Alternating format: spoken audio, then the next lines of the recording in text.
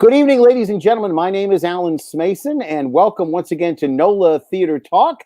We do this every Monday and Friday, just about, occasionally off for holidays, but this is a product of our outreach for the New Orleans theater community, and we broadcast to the NOLA Theater Folk Facebook group, the theatercriticism.com Facebook page, not theatercriticism.com, which is a site for reviews, which I created, but this is the support page, and anybody who's not a member of our NOLA folk theater group that wants to just be a member of Facebook and catch the broadcast here, you can do that. That way you don't have to become a member of a group that you don't necessarily want to be a part of. Like Groucho Marx, you know, I wouldn't want to be a member of any group that would have me as a member. And also broadcast on our YouTube channel, which you can see is under my name or the old name that I had originally set up. But either way, if you look it up, you'll find it. And there we are. Again, we remind everybody, if you want to leave a comment or you want to ask a question, please go to that site there, https:// I guess it's / StreamYard.com Facebook. And that allows you to leave your name. And so we're going to get started tonight. We have a really wonderful guest, one of the great luminaries of the New Orleans theater scene, a former luminary of the Broadway scene, who started off in Laplace, of all places. We'll talk about that in a little bit, I guess. But made her way to Tulane, and then eventually made her way up to Broadway, then made her way back to New Orleans and back to Tulane. But again, you know, all along the way has made a name for herself, established herself as not only a brilliant singer and actor, but also now a director. And she's going to be reverting back to some of her cabaret performance days that we're going to be talking about as well. But without any further ado, please welcome very warmly to the show, Leslie Castay. Hi, Alan. I hope I didn't, you know, dash anybody's hopes to think that it was anybody else. But who else comes from Laplace but you, right? I think Courtney Anderson has roots in the River Parishes. Maybe River not Parish. Laplace, I don't think she's Laplace so directly. And by the way, just in case anybody is tuned in and hasn't heard, Courtney did a holiday show this past week. And at the end of the show, she says, I got a big announcement to make. And I'm thinking, well, maybe she's going to announce that she's going to have another baby, because that'd be kind of quick. But I said, I don't know. I don't think that's going to happen. Nope. She has the one baby, Sebastian Leo, who's a newborn, a couple of months old now. And she and Cesar, it was announced, are going to be coming back to New Orleans. Back to New Orleans for Courtney. Not so much back for Cesar. He's been here a little bit because he used to hang out a bit with her. But he's going to establish roots here in New Orleans with her, going to make her mother and I'm sure her other family members very happy to have Sebastian Leo there. And we'll see what happens. But it's great to see Courtney coming back. So for those of you who are fans of Courtney Anderson, she'll be back soon. I think just in time for Christmas, too. So the old song, I'll Be Home for Christmas, may indeed ring true for her. And what my husband always says, he's like, you know, you marry a New Orleans girl, you're just going to end up back there one day. Yeah, that didn't happen. A given, you know. Didn't happen with my sister. She got married to a guy up in Cleveland and hadn't come back. Although, well, there's still time. Well, the pandemic has got her back now. So, you know, the way things are. I had to make up a drink tonight, and I was going to try to come up with a fancy wine drink, because your husband, of course, has the Wine Institute of New Orleans. Wino. And I always said that what you need to do, Leslie, is you need to be able to get the rights to George Carlin and to the sketch he used to have, so you could have that as a stinger. Wonderful wino. So I'm having so I have a lovely French Provençal rosé. So this is a lovely little rosé. Most people like to drink rosé in the summer, but I'm a year-round rosé girl. I love rosé. I have to say that you probably have one of the best stocked wine cellars around, huh? I mean, I'm pretty lucky. Yeah. and the funny thing is that your husband Brian gets to take off for France and other places around the world to go buy, doesn't he? That's kind of a dream job.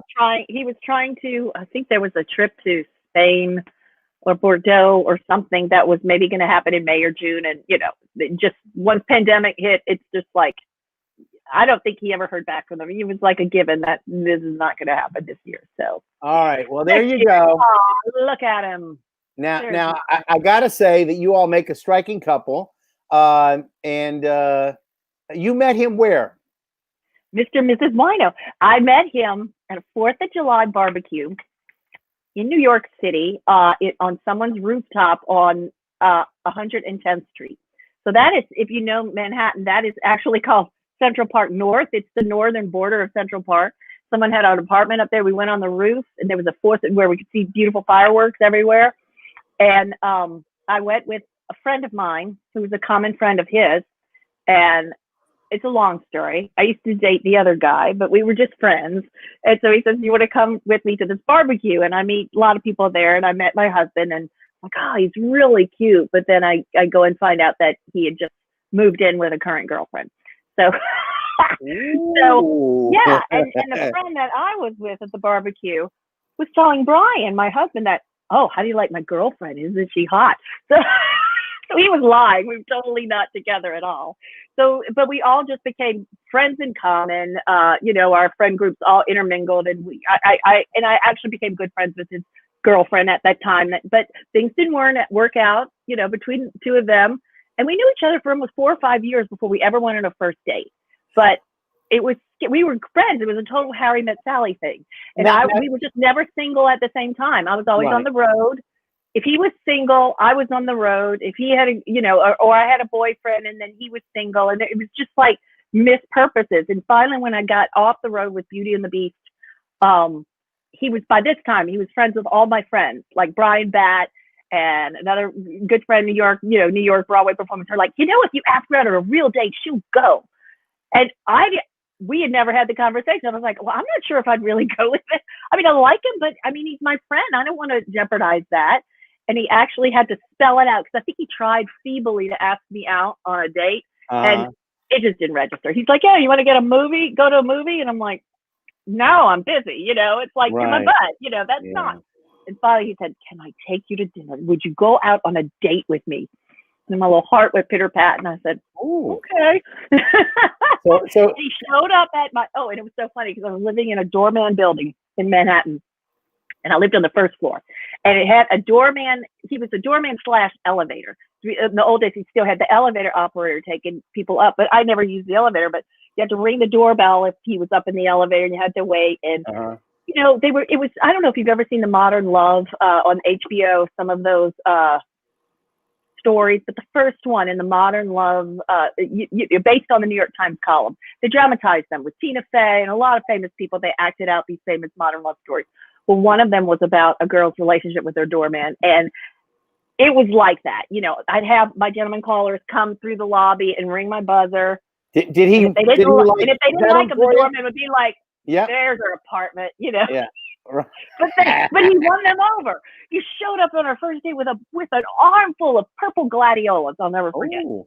I guess they were in season at the deli on the corner, but I mean, it was very impressive. I was like, I felt like a prize racehorse, carrying all the gladiolas. So that's our special flower. Gladiolas are not a typical flower. Is that something They're like funeral flowers? Yeah, well, but I mean, that's not something that you normally. Was that something you let people know that you like a lot, or no? No, I didn't particularly like them, but they were very dramatic and beautiful, and they were in. He's just, he's an artist. He's like, I thought these were lovely, and I go, they very are. Nice, very nice. Now, originally, where does Brian hail from? What area? He literally. Brian is like the most New York person you'd ever think. You think he's born. He's not. He was born in Boise, Idaho. Okay, because he doesn't really strike me as having an accent. No, very regular accent. Right. Yeah, no. So in any event, you two managed to do well, though. You got married. Now you got married up there, right? We had our marriage. We got married at the Museum of Art down here. Oh, okay. Beautiful New Orleans wedding. I mean, my family on my mother's side is so big that it was like we still had about 50 people from New York travel down because it was a great weekend. It was Columbus Day weekend, and a destination wedding is always so fun for my friends up in New York. But with my parents and my parents' family, it was just, here's my mom. Oh my God, you have all these pictures. And I the can't mom. leave out your And there's dad. my daddy. Aw. Got them Look both. how great that is. As I said, I've documented your life, Leslie. So I just want you to know that Thank in you. case you ever need to go back in time, I've got all your family photos, so Oh you know my where God. they are. That's great. And I have more to show. We're gonna, as we go along tonight, I'll bring some more out. I think I'm we gonna were still living. We were still living in New York when we got married. We had the wedding down here, and I was still doing Beauty and the Beast on Broadway at that point. Because it seemed to me you were still in New York when you got married. Oh yeah, we were in New York for 5-6 years after that. We married in '98, and we didn't move to New Orleans until 2005, right before Katrina. You know, and you had an opportunity to have a New York destination wedding, and you came down to New Orleans instead. That's all right. You know how much cheaper that wedding was in New Orleans than it would have been in Manhattan. Are you kidding me? I know. So again, you knew Brian, and you know Brian, of course, and you have had a long history, but y'all knew each other from school, right? From Tulane. Now we're talking about not my husband Brian, but Brian Batt now. Brian Batt. Yeah. Okay. That's also I can't call Brian Batt Brian anymore. You got to call Brian Batt. When I started dating my husband Brian, it was weird because Brian Batt is like my brother, right? Yeah. We became good friends at Tulane. We moved to New York within 2 weeks of each other in 1985, and we just did that we got each other through everything. We made our Broadway debuts within 3 months of each other. It was just like we had these parallel tracks. We did Cats, but at different times. Like I was on the national tour and he was on Broadway, and then we did Beauty and the Beast at different times. Like I did Babette on tour and on Broadway, and then he joined as Lumiere on Broadway, but I was pregnant, so I was like, no, not going back in that feather duster costume that time. So that didn't work out for us. But no, we had all these parallel things happening in New York and all that. So what was your actual premiere on Broadway? The original company of 42nd Street. I mean, not the original company of the original, but the original production. No. You're talking about Christine Ebersol? No, not that production. No, the production produced by David Merrick that opened in 1980 when Gower Champion died. With the red cover on RCA Records, was it? I think. Yeah. Okay.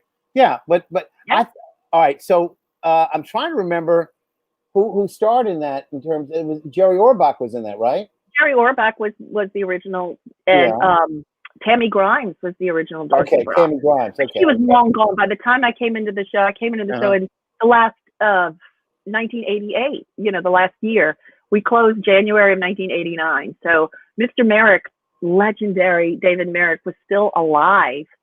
He had a stroke and he couldn't speak very well, but he was still alive and very invested in who got into the show. And he was everybody in the company was just quivered. Yeah, he was so mean. And he was. He was fire.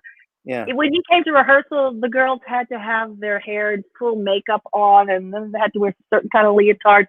They had to look, no sweatpants, no leg warmers, none of that stuff going on. They had to present, It's there he was in the audience. So I tell the story in my cabaret show of how I got that job. And he literally pointed to me, and really, it was it was like, hey kid, right. It's you. And he pointed to me, and the next day, the associate director called me and said, Mr. Merrick was so taken with you. There's a job in the chorus available, and she has to hit high C's. And I was like, I can do that, because I sang that way at the auditions. Wow. He said, if you can fit in the costume, job's yours. I booked down in the cab, and I tried on those costumes, and they fit. Now, you got your premiere before Brian, or did he get you? Okay, so he came in a couple of weeks later. You said, now that was for what, Cat? Yeah. And I sent him flowers, and I said, welcome. It was literally 3 months later. I sent him flowers with the card, welcome to Broadway. What took you so long? And then that's wonderful. And then he went on, he never stopped working on Broadway, blah, blah, blah, blah, blah, blah. I had dry spells. I had dry periods and all this. And I think when I finally got back to Broadway, we're only doing tours and regional and all this stuff. I think it was Guys and Dolls. This is like a 4-year period where between Broadway shows, Broadway. And he sent me flowers. He says, welcome back to Broadway. What took you so long? Well, there's a good shot of Yay. Brian Oh, that's with Lawrence fun. Henry Goebel and Janet Daly Duval. Yeah. Yay. Fantastic. I love those folks. And that's really a group associated really a lot with Le Petit, although Lawrence has been involved now with the Tennessee Williams New Orleans Literary Festival. And so one of the reasons you're here tonight is to talk about Le Petit, because you've had a lot of things you've done there in the past, but you're going to be doing something very, very special and return back to a little bit of what we had come to see you do after Broadway, which was Cabaret. And I coined the term for you, the Queen of New Orleans Cabaret, because I really thought that you took it up to another level. Not that anybody else had not done great, but because of the Broadway experience, I really believe you had really been steeped in the culture of cabaret a lot more than a lot of other people. Now, we have had some wonderful people from New Orleans come. Do not get me, on the track that I'm saying no one else is great. I mean, Amy Alvarez has been a great cabaret performer. Annie St. John. A lot of people went like Cynthia Owen. They all went through the Yale cabaret conference that they had. That was so informative for so many people. Even Jefferson Turner, as I recall, had been at that as well. And I know that the two of you have had a really wonderful long association as well. From a great cabaret evening we did together for the JCRS, the Jewish Children's Regional Service Benefit. They commissioned me to do an original cabaret with Jewish composers. I was like, I would love to, as long as you know I'm not Jewish. Right. They were like, no, we want you. And I had the best time. I got to sing such great stuff. Oh, so much you did. And I was there that night, and it was wonderful. I have to say, though, when it comes to doing cabaret performances for shows, songs that were written by Jewish composers, you've got an unending number, to avail yourself. So, I don't think you no source material. No Andrew Lloyd Webber, that's about it. Yeah. Well, nowadays, of course, there are a few composers who have come around. A good example, Pasek and Paul. Justin is not Jewish, but Benj Pasek is. So now they've got a couple of people, but like Kendra and Eb were both Jewish. Now were they observant? No. I mean, Irving Berlin was anything but Jewish in many ways. He was very secular in his observance, etc. But we accept him. The Gershwins, of course. But those are great source material. Originators of Tin Pan Alley and all the great songs. And of course, cabaret is something you also performed not that long ago with another performer that I may recall. Oh, Justin! Yay! I call him my grad school husband. So that brings up a very important fact: is that the two of you were on you graduate students at Tulane getting your MFA, right? And both of us Broadway veterans. Like he left the Broadway company of On the Town to come to Tulane to go to grad school. Right. Because he wants to transition into teaching, and he wanted that MFA. And when Michael Howard showed me his audition video, I nearly fell on the floor. And I was like, what?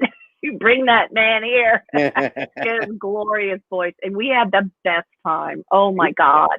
Yeah. We had such a good time. Yeah, I went back to grad school as a full-blown adult, but I learned so much. I fell in love with teaching, and I loved it. It was a directing focus, so I got to work with the kids a lot and direct a lot, and man, did I learn stuff. It was so much fun, and I learned a lot about putting shows together. Like we were tasked with just creating reviews and creating shows, and I think my background with creating cabaret shows and it's just great. I love it, which sort of led to mandatory Merriment. So I think that it sort of stems from the same root where Aimee reached out to me. She's like, well, I want us to do something musical for the holiday season. This was in 2018. Oh, Aimee. Yay. Aimee, love her. She says, I want to do something, but what would that be? And I started thinking, I don't know, what should it be? It should have a little story. It shouldn't just be songs. What can we do? And I came up with this premise of, in New Orleans, of course, and And I said, I need a writing partner. I can sparse it out. I can write dialogue for myself. I don't know if I can write dialogue for another character. So once we fleshed out who the characters were, she suggested that I partner with Ian Hogue. And it was like a match made in heaven. We just had the best time putting that show together and creating it. And again, for the remount that Amy, again, right as she's leaving, Southern Rep, she reached out again. She says, I want to have an offering in COVID for our patrons, for our supporters, and everybody loved Mandatory Merriment so much. What could we do? Could we film it socially distant? And I was like, nah, I don't think so. But what we could do, take the characters and have them reunite in present day, Zoom reunion. And so I sort of wrote, like, since we last met, and what happened to them.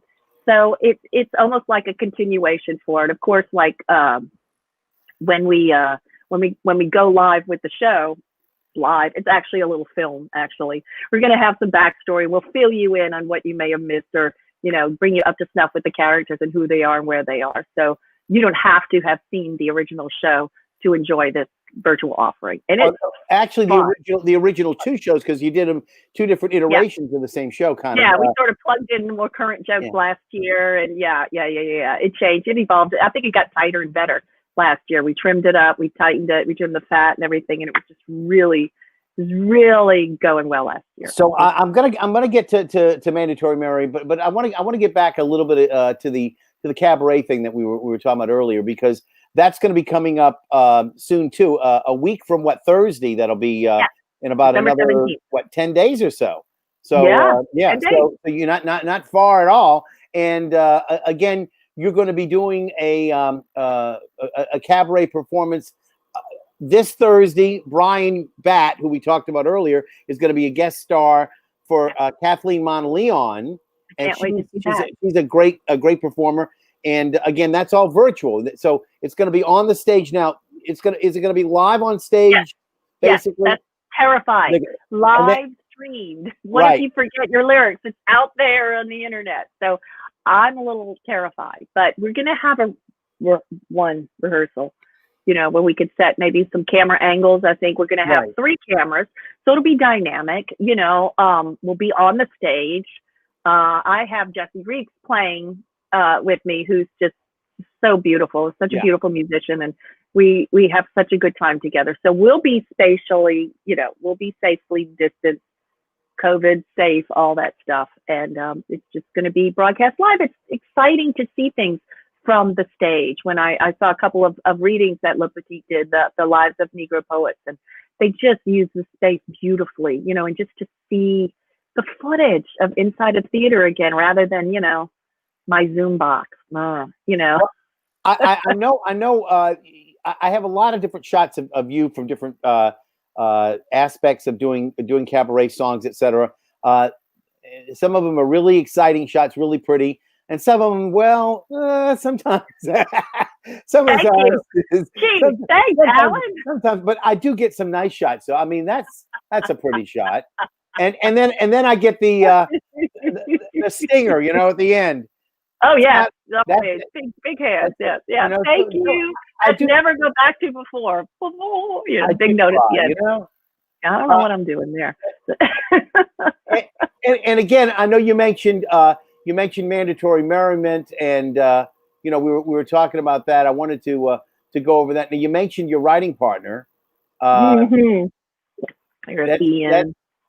make sure if I can. There we go. And that's after our opening night for our first season. Yeah. That was fun. And I know you got your little glass of champagne there. You ride it home, and what can I say? It's just one of those things that I expect that you'll enjoy yourself, because guess what? Guess who's here? Yay! Hey! Hello, friends. Hello, my friend. It's been a minute. How are you? I'm doing really well. How are you tonight? I'm good. Great. I'm good. So, yeah. have you been practicing, Ian? Have you been practicing yet, or Have you gotten to do the Zoom thing yet, or where you all been? Oh yeah, baby. It's in the we've can. done it. It's in the can. I got to look at the first draft this morning, and I'm just blown away. It looks great. I'm really pleased with it. We have James Laney is helping with the video editing and stuff. Like I had a vision. I was like, it would be great if we could do this and if we could do this, and James just went, oh, I know what you mean. You know. So we're having a lot of fun with green screen effects with in this version. So you'll see lots of different fun effects and backgrounds and locations from the characters. But actually they'll be, you know, they were filming from the comfort of their homes. So Ian and I have been seeing each other virtually over computer screens since Thursday night, like, you know, constant. I don't think I've left this chair since Thursday. Ian, I didn't. Yeah, that looks like a cozy spot. I didn't tell you about one of the traditions we have in the room, though. If you don't already have one, you got to go get yourself a drink. Did you bring a drink in the room with you? I'm already working on it. I got rum and soda with wine. Right. I got all New Orleans. It's the rum. I had to buy a bottle of rum for the Zoom reunion video that we had to shoot. So it's sitting right over there. And I was like, well, if I'm going to be on with Alan and Leslie, maybe I'll just pour myself a drink. Yeah, the mandatory Merriment is definitely like a show that you could kick back. And I remember, I don't know if you remember in the live version, we actually passed out shots, and sometimes they were Jello shots actually to the audience during a certain number. So it's that kind of a fun. It's like 45 to 50 minutes. It's just, you know, it's like your favorite episode of Schitt's Creek. So just lay back and enjoy it. It's a lot of fun. Now this is the one from, I think, the second iteration, wasn't it? Yeah. That's year 2, because we had Patrick Cragen join us. Yeah, right. He's wonderful. And again, missing Alan Payne, of course, and also Clint, right? Clint Johnson could not join us this year. His schedule just didn't accommodate. So we actually have Ken Good Jr. stepping in as Dewey this year. Oh, he's fantastic. Yeah, he's terrific. I'm trying to see who else. And of course, you had Troy. Troy's back. Troy's back as Benny. A very important mall Santa, you know. Yeah. And now Chivas was in it too, right? But he's not going to be able to return. Chivas did not enjoy it, but if you remember, he talks about his husband. Right. So his husband's going to come in this time, huh? The husband. We have a lot of fun with Jalen Robichaux, and I won't even tell you his job. Don't spill it, Ian. There's Whitney, my beautiful Whitney. And Whitney's coming back? Yeah, she sings like an angel. I'd love to have the Mixon sisters on one night. If I can ever round them all up. They're all so busy, but they're fantastic talents, and I've loved watching them perform. And they're all a little different. You know, they all have different aspects. But I think they particularly like to perform together too, as family, etc. Ian, tell me a little bit about writing with this as your partner with Leslie. I mean, she's a great performer, singer in her own right. Now, how does she fare as a writer? Leslie is an awesome writing partner. She and I complement each other very well. I am fully certain that she could have written something like this all on her own. And it would be great and amazing. Our styles complement each other really well. Leslie is very organized in a way that I'm not always very organized. She was very good about kind of approaching the writer's table like, okay, here's 10 jokes that we know we got to make. Here's a bunch of references that we know must be in the script. And I kind of can't write like that. I kind of just need to sit down and start typing and wait for things to come and then say, oh, that's funny, or that's not funny, or that can stay, or that cannot stay. So Leslie really front loads the process. And then she and I have a conversation about, okay, what needs to happen in this scene? Where do we need to go? Narratively speaking, how do we get from point A to point B? And I have Leslie's list of jokes that must be included. And then I kind of just start working, and then I share with Leslie afterwards. And if she likes everything, then we green light it. And that's how we got the script we have so far. Yeah, And- but we're working sometimes with you this- don't like it. You have the red light too. So, it's good though, because we have to really, if we really believe in a joke or a something, and we really, you got to fight for it, and you got to tell why, you got to tell why. I remember when we were workshopping the original 2 years ago, remember? And it was great because we had Helen Jacks, this great dramaturg for us. Oh, yeah, so helpful. One, but sometimes they would make a suggestion, and I would like, and then I was like, no, it can't be that way. And it would bother me, and I couldn't sleep that night. My husband was like, oh my God, come on. I was like, no, it can't be because, she made me just really defend. It was like defending a thesis. Right. And I was like, no, I really feel strongly because in a musical structure, the song does blah, blah, blah, blah, blah, blah, blah. So you're placing it and you're making a musical, which is different from writing a play. It's different. Mm-hmm. So, yeah. Was But this one, we got great holiday tunes, different holiday tunes from the original. They're all singing something different. Leslie, can you give me an example of something that Ian did that improved what you had as an original idea that just like, made it so much better? Oh God. Well, basically anytime Ian like jumped on the stage, he would like throw little things in. I'd be like, oh yeah, keep that. The limes bit. Sure. Yeah. The limes. Ian just brought, he would just bring, he got ideas like, oh, I know who this guy is. I know who the character is. So he would just start like improvising a little bit. Yeah. There was the way the scene with Have Yourself a Merry Little Christmas, like at the end in Act 2, that they all just start like one. It was supposed to be just cute little friendly family, warm little moment, and then they start out star searching each other. Like they start like every time they had a single line, they would be more and more, and it just happened organically, and it was the funniest thing. And I'm like, okay, that's do it, just do it. I just love that.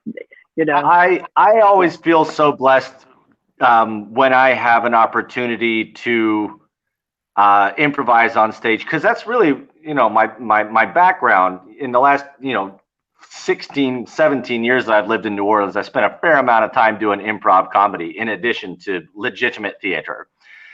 And most directors in the city that know me will give me an opportunity to like improvise in the show, not even just like in the writing process, but like Ian, for example, when the NOLA project did You're in Town a couple years ago, and there's a little 8-bar dance break, and the choreographer was like, no way, dude, you can just do whatever you want every night. It can be different. It can be the same. We're leaving that completely up to you. And there was a fair amount of improv happening in the process for Mandatory Merriment, but also like on the stage. So it gives you a chance to really react to the audience and kind of just be really, really alive in that moment. I mean, you're so free that way. Improv is the scariest thing. I shared my scariest moment on stage ever with you, Ian, when we did that. You don't know the half of it. When Cecile Montaigne had me come on as an actor to memorize the script, just a 3-page, scene, just my lines, and not knowing what the other actor is saying. Thank God I got you. And whatever the improver said, the actor had to say the written line. And many double entendres. It was hilarious. But thank God, I felt so safe with you. I'm like, oh, what you gonna do? Because the actor has it in their mind. You never read what the other actor says. You only are given your own lines. So you can only imagine what really the scene is about. And I'm praying that you're going to say something like, I hope the scene is about. It was the scariest thing I've ever done. That is the hardest job in New Orleans show business, I'm convinced, is to do the acting half of that, of Cecile's You Don't Know the Half of It show. That's a major lift. Yeah. Well done. I've seen it a couple of times. I have to say, though, now that she's moved off to the Great White North, I'm not sure that anybody can capably take over that job. And so we may not see that until hopefully she comes back and visits us sometime post-COVID, et cetera. It's interesting. We want to tell everybody Mandatory Merriment, it was just announced just within a day or so, right? That it's coming back to Southern Rep. They did the official announcement. So what is it that people have to do if they want to see it? They have to go sign up to get some tickets virtually, and it entitles them. Now it's a live show, but will it be available on demand after, or only available as a live show, and then when it's over with, that's it?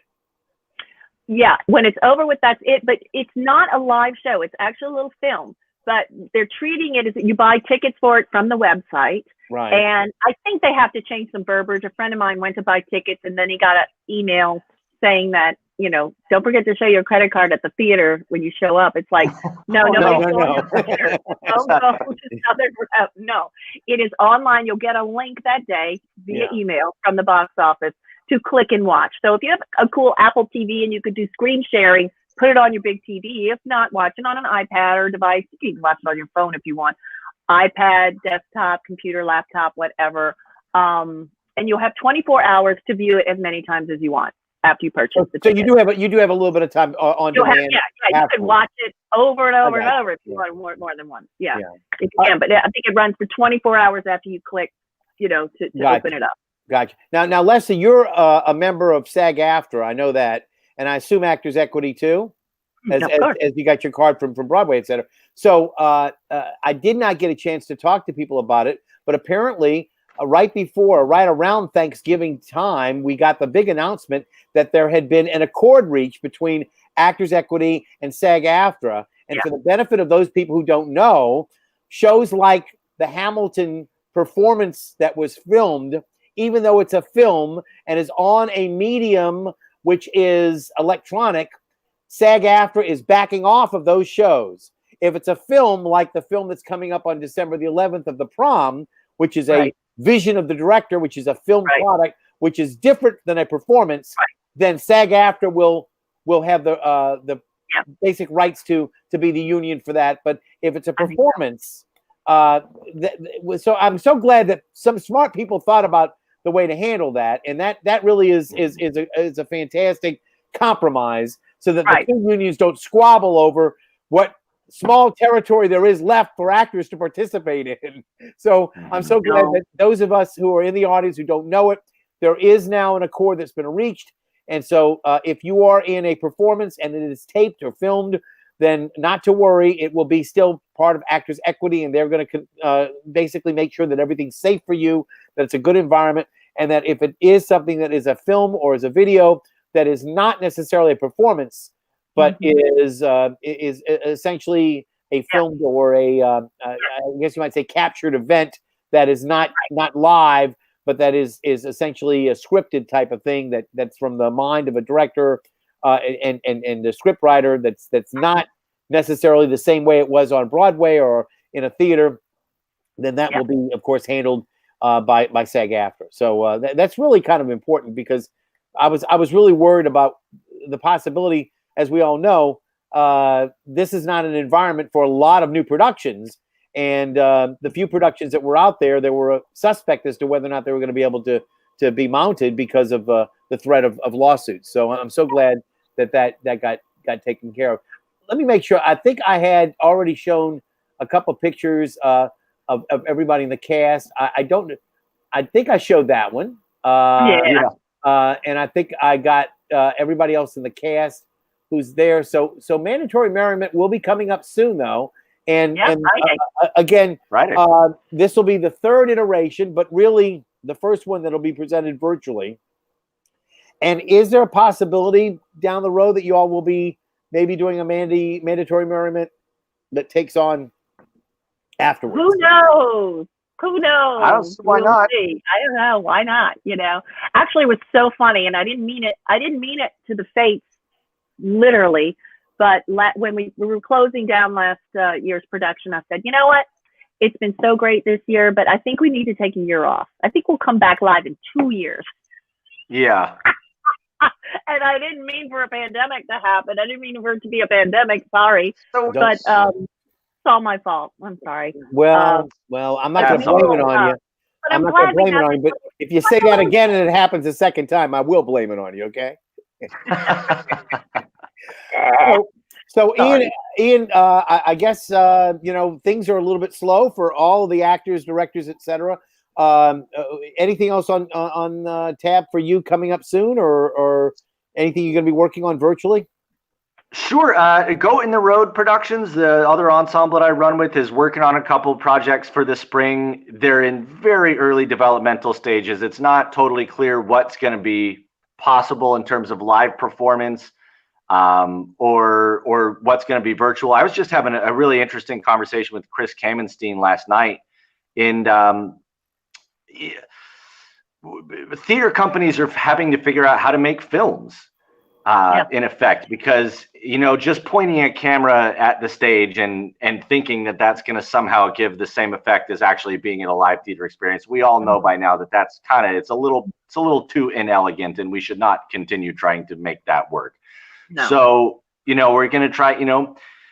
I think that's the direction that we're going to have to move in for the short and midterm, is just kind of pivot to writing for film and dialing back your performances a little bit so that you're on the small screen instead of the big stage and things like that. I remain optimistic that by the time April and May roll around, people might be comfortable enough to gather in outdoor crowds.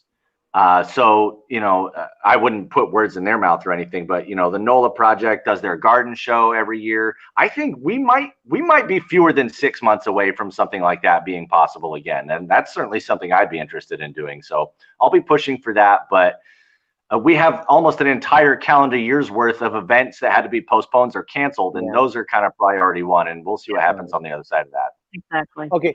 I was lucky to get back on set. I actually did a film post-COVID. I actually worked on a Christmas movie that was filmed here. Will it be on this Christmas or next Christmas? This Christmas. It's airing on December 22nd. Oh. You can watch it. It's on the Oprah Network, OWN Network, and the movie is called First Christmas. And I play a Chicago book editor. I'm the book agent. I'm sorry. I'm the book agent for the lead character.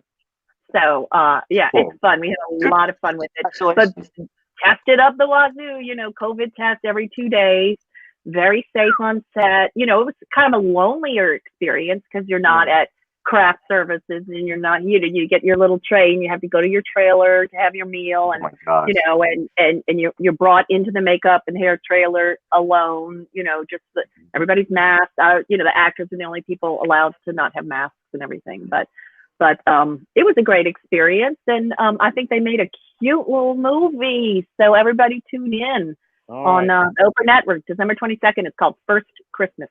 All right, Ian, I want to thank you for coming by tonight. I got to catch up a little bit more with Leslie before I have to let her go.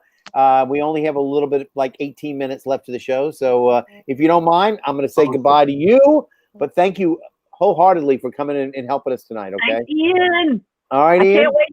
I can't wait to see you streaming. I wish you a happy holiday, Merry Christmas to you. Okay. Merry Christmas, Happy Holidays, Happy Hanukkah. All right. Thank you. Thank you both so much. Have a good night. Bye. Thanks again, Alan. All right. I have thanks for him because I really wanted to have some guests come in tonight, but I unfortunately, Brian was busy. Brian Batt, not your husband, but Brian was busy. He's got another cabaret show that we mentioned coming up on Thursday. I think he might be rehearsing and stuff. I see him all the time. Right. But I did run into him not too long ago, dealing with Hazelnut over at his shop, etc. And by the way, in case anybody knows or doesn't know, Brian's got a beautiful little shop over on Magazine Street, right opposite almost Whole Food, called Hazelnut, and a lot of great gift ideas over there. So I'll give him a little plug as well. Our bar has been closed. Our bar has been closed, since COVID.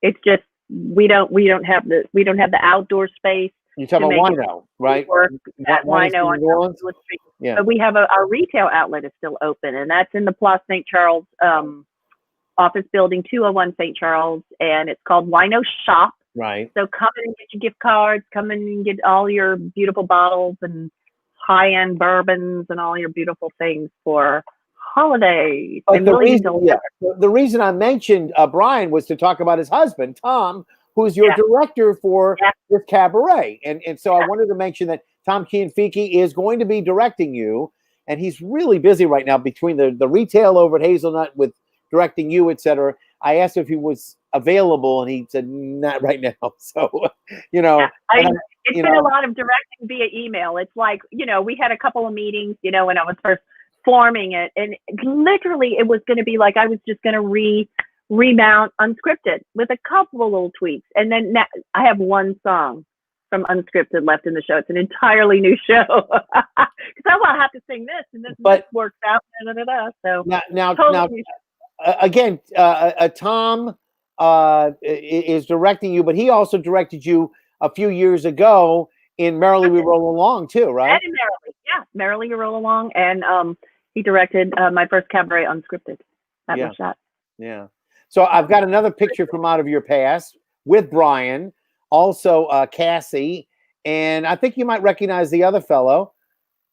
Oh yeah, Jose Lana. That's Jose Lana. Now you know Jose from Broadway as well, right?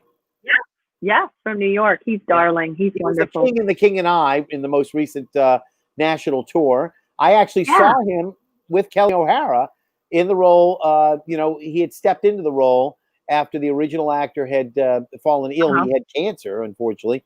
And so he was the understudy. He took over the role and did so well with it that he actually toured all around the United States. I saw him on the tour. Yeah, I never saw the production in New York, but I saw him on the tour. And Laura Michelle Kelly played Anna, and they were both wonderful. They had such wonderful chemistry. And he's the youngest king I've ever seen. Yeah. And I thought that worked beautifully. I thought it was a nice little touch. He had his little glasses. You know. I wanted to sort of throw a couple other pictures. One of the other shows that you were involved with, and this is from a group that gathered later. It wasn't from the actual show, but do you remember this? Yeah, Next to Normal, baby. That's it. And I was from the Southern Rep Gala, where we had the cast of Next to Normal, where we were performing the year we were doing Next to Normal at Clint Johnson and Clint Johnson, Madison Kurth, and then Martin Batts Bradford, or is that right? No, that's Matthew Thompson. That's Matthew Thompson. Okay. Who is in Mandatory Merriment? Okay. He plays Jalen. Gotcha. Sorry. Terrific. And then you've got your Michael Kokorian. That's me, and then that's Michael Kokorian next to me in the yellow tie, and the wonderful Richard Hutton in the gray tie and black shirt. Right. So again, another great show you were involved with, a show that I don't think we've ever seen another production of it. That was the one and only production. Tom Kitt, the Pulitzer Prize winner for Next to Normal, which deals a lot with mental illness, and and as I tell, I say, Clint, you're not even real in the in the show. He plays a part. I don't want to ruin it for anybody, but he plays a part that's really more imaginary in your mind, and you miss him out and everything about that. But I had some other pictures that I wanted to also bring up from the past. Here's one. The governor, almost. He ran for governor at least. And you know what? It's a good thing that he didn't win, because then he could buy the Times-Picayune and have the Times-Picayune Advocate. Right. That's the Big Easy Awards, I think, one year we presented together. And then he went slumming. There you go. As you said, there's a bunch of pictures that you and I are in. I know. And I don't know how I took those pictures, but somehow or other, I mean, there's another one here too. Yeah, there's me. Oh, that was fun. That was another Big Easy Award. I'm always like dressed up, because but you look good, and I always like to look good next to the ladies who look good, because that of course reflects back on me. And I think I have one more picture that I wanted to bring up that we hadn't had a chance to talk about yet. But a man who's really done so much for New Orleans in recent years, brought a bit of Broadway here. Just like you're a sort of a Broadway figure who's come back to New Orleans, and that's this fellow, Mark Cotale. Yeah, Mark. Yeah, I love him. He's so fantastic. He's in Provincetown right now, the last I heard at least.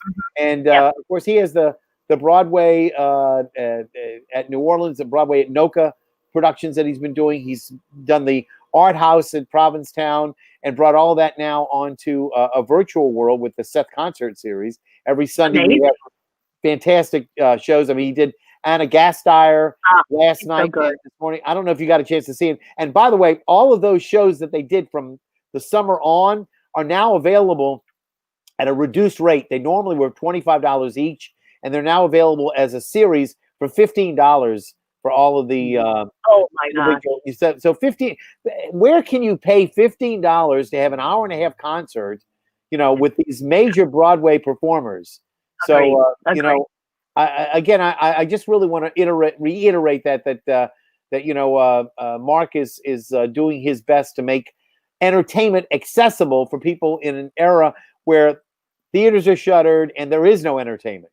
This is the one few or venue method of being able to be entertained that we've got out there. So he's and actors are happy to talk and sing, and I'm just thrilled I get to perform a little bit, even though I'm going to imagine you guys. I thought about maybe having one of those cheesy little applause like buttons that happen to show. I'm just going to have to hope and imagine that we get a little bit of that. So Leslie, I wanted to go back a little bit because you talked a little bit about the movie that you're doing for Oprah that's going to be called what, The First Christmas, or okay. So that's a new movie that's coming out, and again this Friday, by the way, I've got an opportunity for everybody who knows Anne Mahoney Kadar. She's going to be on Friday night with us. Of course, a lot of people know her from some of the movies like Bad Mom. She's been on The Walking Dead, and she played Gladys Presley on one of the TV movies, I think on CMT. She is going to be on Friday to talk about another movie she's going to be involved with as well, which will be on the Lifetime movie network. But you have been on several series. I wanted to talk a little bit because we have not talked about that. Some TV series that you've been involved with, some of which ended up on the cutting room floor and some of which did not. So can you go over a little bit about some of the TV series you were about? There's one shot here in New Orleans where you were like in I want to say like a group therapy session of some sort. Yeah, that was called Common Law. That was on USA Network.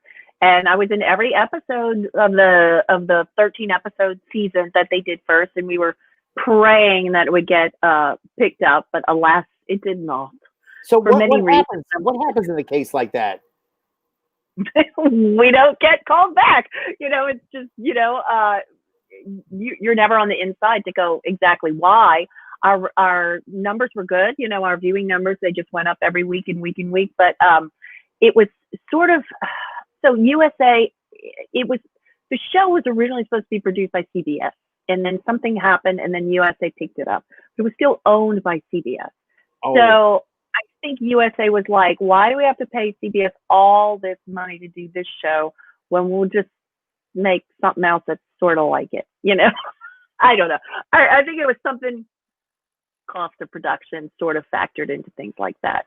But it was darling. I learned so much. That was like my first real regular TV thing, and I learned a lot. And who was the star of that? Who was the main lead in that? It was cops. Two cops. They were an odd couple, and their captain sent them to group couples therapy, and but they weren't married. They were just cops. So we would help them work out their work relationships. Huh? Yeah, it was Michael Ealy. Michael Ealy, who's gone on to do great things. I think he's in Westworld. I think he works all the time. He's a beautiful, beautiful man. And Warren Cole, another great actor who's gone on for many other TV series. Sonia Walger was the leading lady in the show who played the therapist. She's lovely. She's a lovely British actress. And we just had a great time. We loved it. We bonded, a lot of us together. Now, you were also in some movies, but not just TV series. But I remember you posted some pictures of you with some pretty impressive stars. I did a lot of work on this movie called Beautiful Creatures with Jeremy Irons and Emma Thompson, my favorite actress ever. Viola Davis. One of the most exciting moments in my entire career was sitting at the table read with Viola Davis on my right, Emma Thompson on my left, Margot Martindale across the table. All these great. Jeremy wasn't there at the table reading. Someone else read for him. He only showed up the day on set, you know. But I was just like a kid in a candy store. I said, I've just died and gone to heaven. And then they asked me to read another couple of parts in the film too. And one of them was like grandma, you know, grandma such and such, and like famous older actress ended up playing her in the movie. But I did my best grandmother, and the producer's like, that grandmother was so good. So I had a good time with that. I was in The Big Short with Steve Carell. Did that. I also got to work with Clint Eastwood in the movie Sully, starring Tom Hanks, about Sully Sullenberger, the pilot. I had a great role to play. I played Tom Hanks, Sully's character, his mother, in a flashback. So like when Sully as a young boy took his first flying lesson, and he was flying a crop duster biplane, and he asked his mom to come along, and he takes his mom along in his like first solo flight. So I get hired, and I'm like in the middle of this cornfield in Atlanta, and it was like meeting God, Clint Eastwood, right? It's like, he never yells cut, he never does any of this stuff.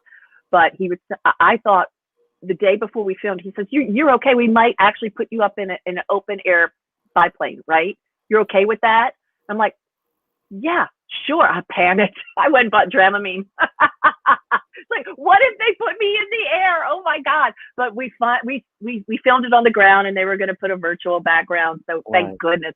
But I'm sitting in the back with the whole, I'll share a picture of that with you. I have the earphones and the scarf and the whole thing. And it was so terrific. But of course, you know, I got a letter from Paramount. I was about to say, I don't think you made the final cut, did you?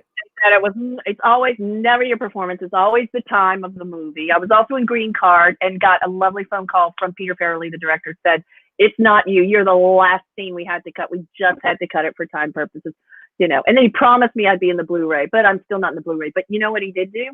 He left my name in the credits. So you will see Leslie Castay as the well-dressed woman. I had a little bit with Mahershala Ali in the movie. Does that give you any money for getting? Oh, okay, yeah. So you do get a little something. Nice. Okay, yeah, well, that's nice. Sully. That's nice. My name is not in the credits for Sully at all. But I don't know whether or not it'll make you feel any better. But you know, if you remember The Big Chill, Kevin Costner was cut. You know, all you got to see were the sleeves. You know, in the beginning when they're putting it. Yeah, I'm in good company. So sometimes being cut, you know, may lead to big things, but not always. Most of the time, not. So you know, it got me to thinking about some of the other things that you had done. I mean, you know, musical stuff that you've done here, and we're getting towards the end of the show. But I mean, it seems to me I remember seeing you perform. I'm trying to remember. Was it Grey Gardens? Yeah, I first met you in Grey Gardens. Grey Gardens, and I came up to you, and what did I tell you? That you should be Norma Desmond. Norma Desmond. If they ever do a local production, if Summer Lyric, Michael McKelvey, ever does, they already did it, and the great, wonderful Liz Argus played. I want you to do it. I want you to do it again. I want you to do the next. Do it again one day, but you might hear a song from Sunset Boulevard on Thursday. You might hear a certain song. Oh yeah, okay. Boulevard next. But that's going to be a week from this Thursday, right? Yeah, okay. On the 17th, December 17th, 7:30. Tickets at LopeTheater.com. All right, it's been an absolute joy being with you. I hope you enjoyed it as much as I did. Thank you to Ian Hawk for being here. I loved it. Leslie Castay, thank you to your husband. Oh, by the way, I didn't mention your other husband, who I did not show a picture of, but from Fun Home, your other husband. That is my other husband. I've been blessed with some great husbands on stage. Yeah. So I did want to leave him as well, but I want to thank Brian, not Bat, but Berkey, thank you for letting us share you with the audience tonight. And again, I want to thank you for being here. Best of everything for you coming up with the production that you're going to be doing of Mandatory Merriment virtual for Southern Rep. And then, of course, a week from this Thursday, after Kathleen Monteleon's Cabaret will be your Cabaret called Crazy World, directed by Tom Chianfiki. And again, all I can tell you is I'm looking forward to seeing it. And I'm getting a ticket. I hope everybody else out there will as well. And Thank you. I want to thank you for being with me tonight. Thank you so much for stick around. I'm going to say goodbye to you, but I'm going to take you out of the stream for the time being while I say goodbye to everybody. Okay. Take care. Be safe, everybody. All right. Thank you. And again, a little bit of a sad note, just as I'm getting ready to end. Just wanted to let everybody know that we're thinking about Sherry Marina's family. Sherry, of course, who was involved with the Actors Equity as the first vice president, had passed away this weekend after a sudden illness. Again, we want to give our condolences to her family, her son, and everybody who knew and loved her. We don't know exactly about arrangements, etc., but we do know that we have her in our hearts, and we also are keeping our prayers out there for Carol Sutton, who is battling the good fight right now in hospital, and we hope that we can have her back and restored to us very soon. So again, for NOLA Theater Talk, ladies and gentlemen, appreciate your being with me tonight. My name is Alan Smason, and for everyone who's been on the show tonight, Leslie, Castay, Ian Hoke, myself, I want to say I'll see you once again at the theater.